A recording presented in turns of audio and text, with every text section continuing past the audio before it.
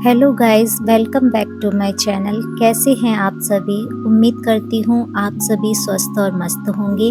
तो आज है वह दिन जिसकी तैयारियों में हम जुटे थे, गणपति बप्पा का आगमन, गणेश चतुर्थी। तो हम अपने घर पे गणेश जी को ला चुके हैं और यहाँ आप देख सकते हैं मैंने उनका स्वागत किया है। उनके साथ सभी मेंबर जो भी भगवान को लेने गए थे, प्रभु की प्रतिमा को लेने गए थे, मैंने उनका भी एक-एक करके तिलक किया है, उनको भी आमंत्रित किया है इस समारोह में शामिल होने का।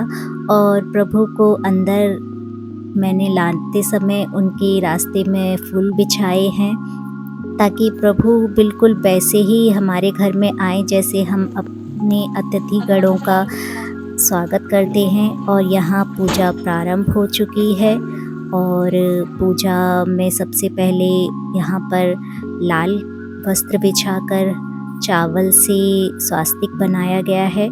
और आगे आप देख सकते हैं काफ़ी विशेष पूजा है, हमने कोई कमी कोई कसर नहीं छोड़ी है। फिर भी छोटी-मोटी कमियां रह जाती हैं और यहाँ देवर जी ने भगवान की प्रतिमा को स्थापित कर दिया है और ये कलश है जिसमें जल भरा गया है और इस थाली में पूजा की सभी सामग्री हैं।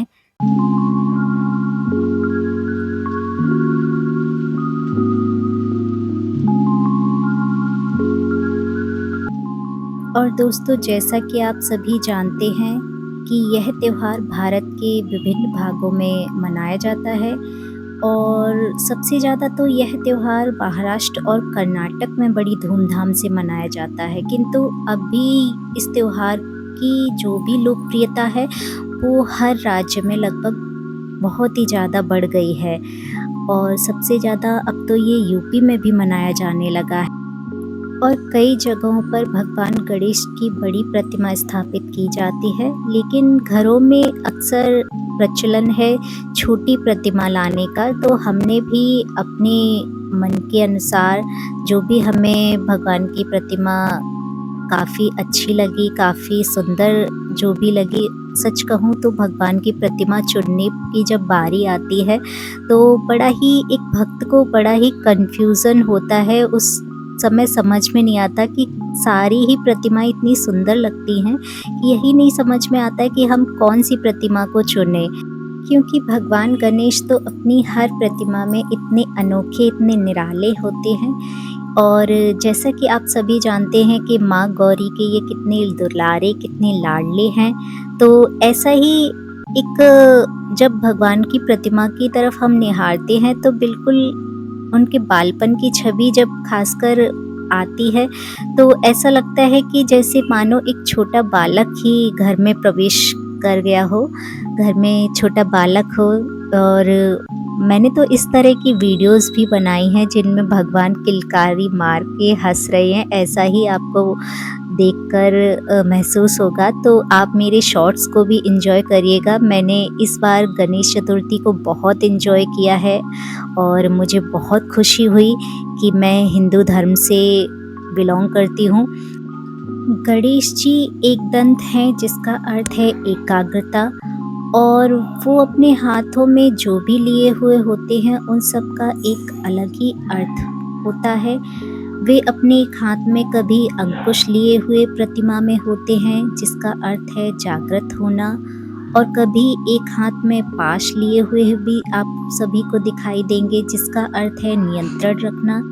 और सबसे ज़्यादा तो भगवान गणेश बाधाओं को दूर करने वाले स्वामी के रूप में लोकप्रिय हैं। हालांकि परंपरागत रूप से वे उन लोगों के मार्ग में भी बाधाएं डालते हैं जिन्हें रोकने की आवश्यकता होती ही है।